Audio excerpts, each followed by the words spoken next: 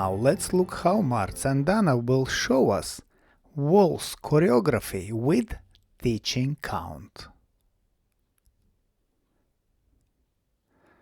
And 1, 2, 3, 1, 2, 3, 1 and 2, 3, 1 and 2, 3, and 1, 2, 3, 1 and 2, 3, 1, 2, 3, 1, 2 and 3 and.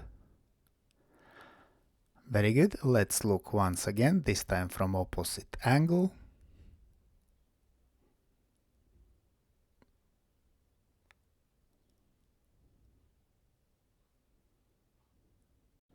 And 1, 2, 3, 1, 2, 3, 1 and 2, 3, 1 and 2, 3, and 1, 2, 3, 1 and 2, 3, 1, 2, 3, 1, 2 and 3 and. And now let's look at same waltz choreography, but this time in slow motion. We start with preparation step and we dance curve feather, which is originally foxtrot figure. We continue with kind of outside spin, but second step man dances between ladies' feet. We continue with turning lock to right to promenade position and then running weave followed by natural pivot. Then natural spin ending and turning lock to left, ended in promenade position. From here we dance big top and double reverse overspin.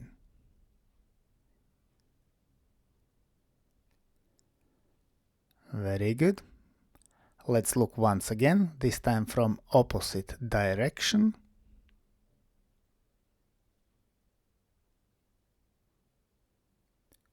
So we take close hold, start with preparation step,